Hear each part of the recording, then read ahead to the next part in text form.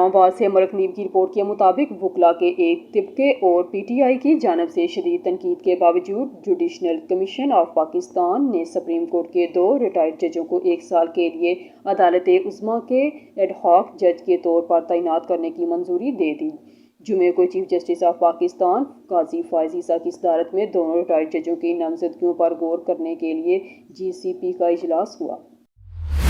ملک NAB کی report کے مطابق اشتہاری ملزم گرفتار، اینٹی کرپشن سرکل اسلام آباد کی بڑی کارروائی۔ تفصیلات کے مطابق محمد شہباز نامی اشتہاری ملزم کو آئی پی آر ٹریبیونل سے گرفتار کر لیا گیا۔ ملزم کو آئی پی آر ٹریبیونل سے ضمانت منسوخ ہونے پر گرفتار کیا گیا۔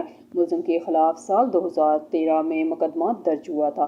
ملزم گزشتہ 10 سال سے مطلوب تھا۔ ملزم نجی سیمنٹ فیکٹری کے جعلی نمونے بنانے اور فروخت کرنے میں ملوث تھا۔ ملزم سفید سیمنٹ میں لائم سٹون ملا کر جعلی اور غیر معیاری نمونہ جات تیار کرنے میں ملوث تھا۔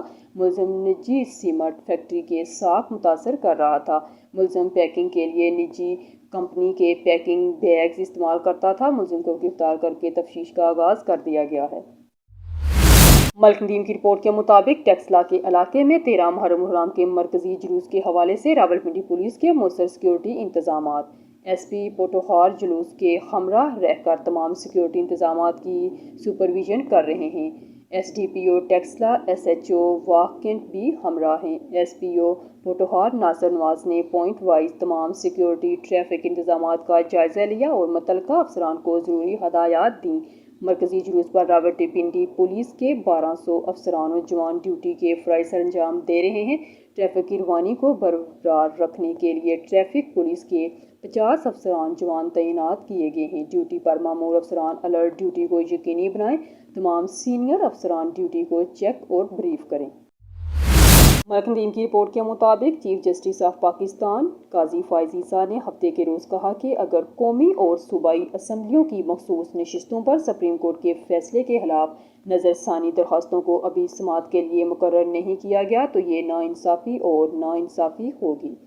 تاہم جسٹس سعید منصور علی شاہ اور جسٹس منیب اختر نے 12 جولائی کو سنائے گئے فیصلے کے خلاف نظر ثانی درخواست کو طے کرنے کی مخالفت کرتے ہوئے کہا کہ 13 رکنی بینچ کی جانب سے تفصیلی فیصلہ آنے تک اسے طے نہیں کیا جا سکتا۔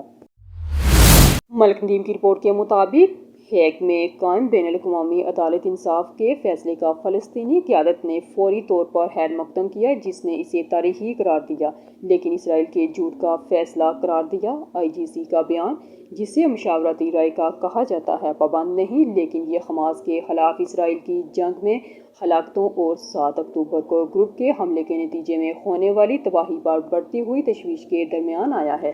یہ 2022 میں اقوام متحدہ کی جنرل اسمبلی کے سوال کے جواب میں آیا، اس میں اسرائیل کے 1967 سے مقبوضہ فلسطینی سرزمین پر طویل قبضے، آباد کاری اور الحاق کے قانونی نتائج کے بارے میں کیا گیا تھا۔